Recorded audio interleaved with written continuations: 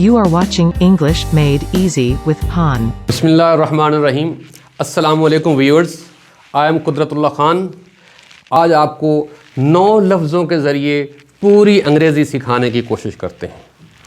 आप यकीन माने कि अगर आपने ये 9 लफ्ज़ सीख लिए इंग्लिश के तो आपको पूरी ज़िंदगी अंग्रेज़ी का कोई मसला नहीं रहेगा। तो आए चलते हैं उन 9 अल्फाज की जानिब जो कि हमें पूरी की पूरी अंग्रेज़ी सिखाएंगे।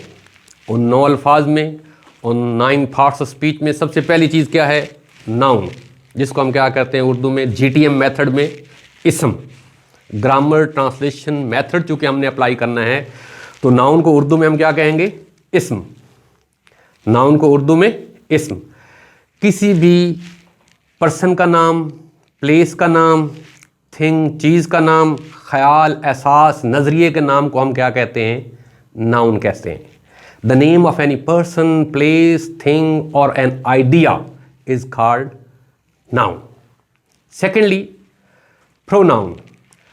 प्रोनाउन जिसको हम उर्दू में क्या कहते हैं? इस्म ज़मीर। A word that is used instead of a noun is called pronoun. He, she, it, they, I, you, we, these words are called pronouns. Verb जिसको उर्दू में हम क्या कहते हैं?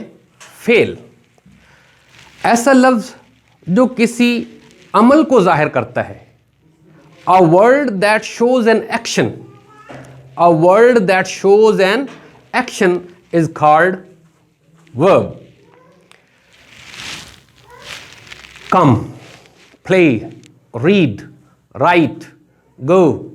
All these words, speak, talk, throw, all these words which show an action are called verb. Adjective. Urdu में हम इसको क्या कहते हैं? इसम सिफ्त।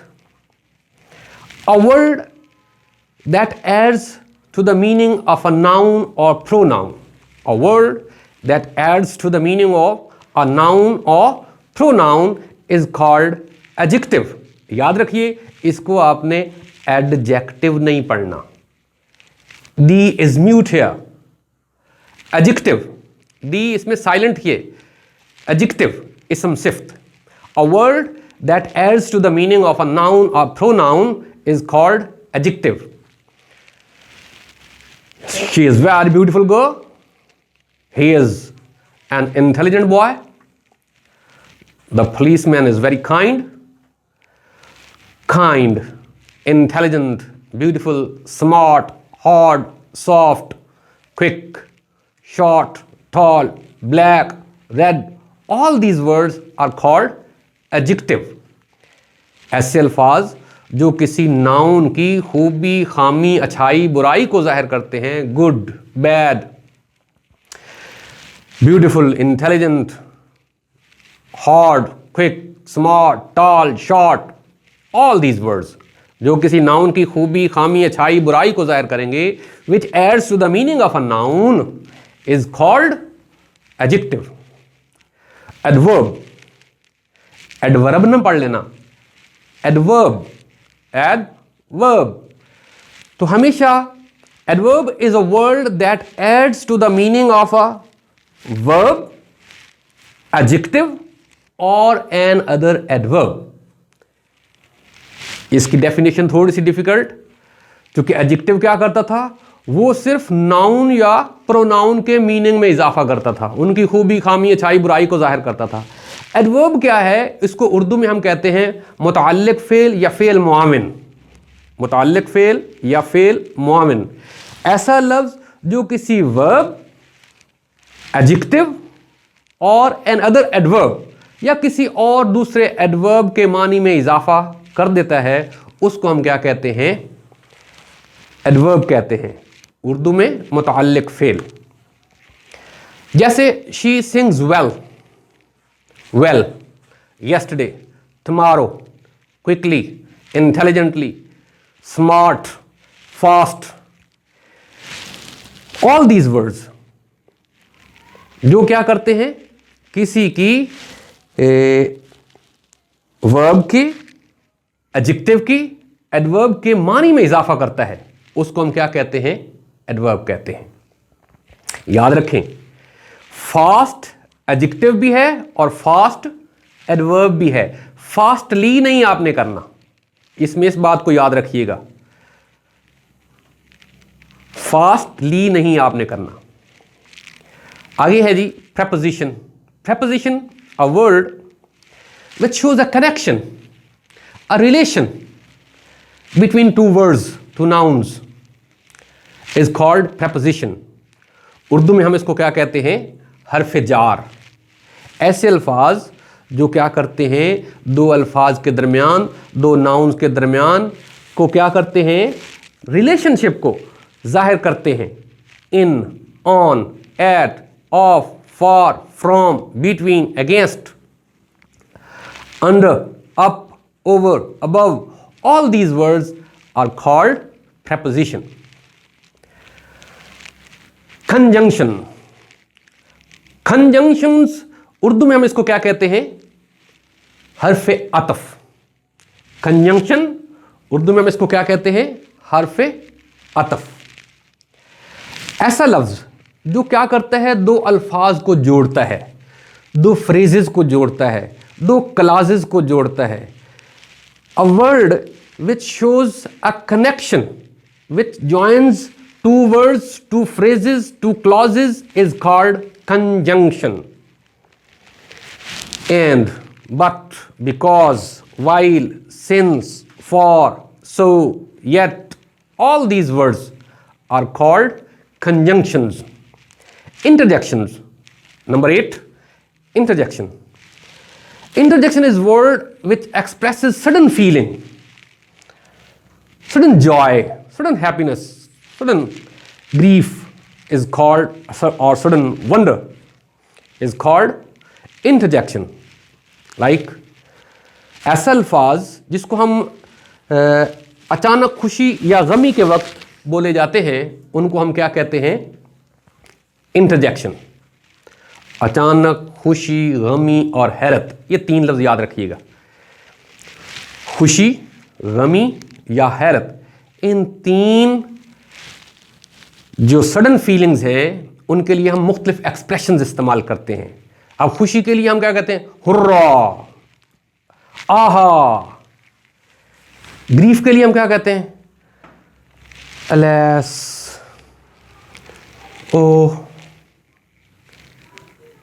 All these words are itself are the expressive words. ये बजाते खुद भी क्या हैं? जैसे अनामाटोपिया में होते हैं, ऐसे ये बजाते खुद अल्फाज भी क्या हैं? ये मीनिंग्स हैं, बजाते खुद बता देते हैं। तीसरी बात, अब खुशी के लिए हम क्या है? हुर्रा, आहा। अफसोस के लिए, ग्रीफ के लिए, सारों के लिए हम क्या इस्तेमाल कर रहे हैं?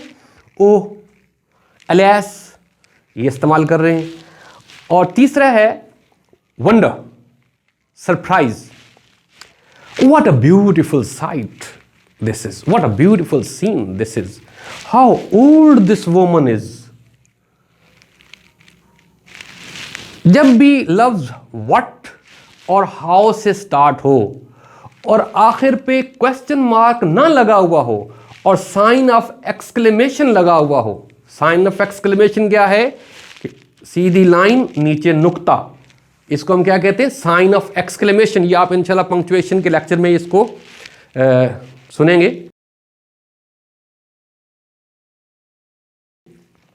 पढ़ेंगे। तो ये तीन चीज़ें हो गई इंटरजेक्शन के अंदर। ऐसे अल्फाज जो क्या करते हैं? एक्सप्रेस करते हैं सडन फीलिंग्स को, सडन जॉय को, सडन ग्रीफ को, सडन वंडर को। तो वो अल्फाज क्या हैं? Interjection.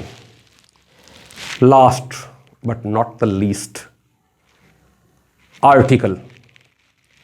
Articles are only 3। Article को उर्दू में हम क्या कहते हैं? हर्फ तनकीर। उर्दू में हम आर्टिकल को क्या कहते हैं? हर्फ तनकीर। ये सिर्फ 3 लफ्ज हैं, 3 अल्फाज हैं।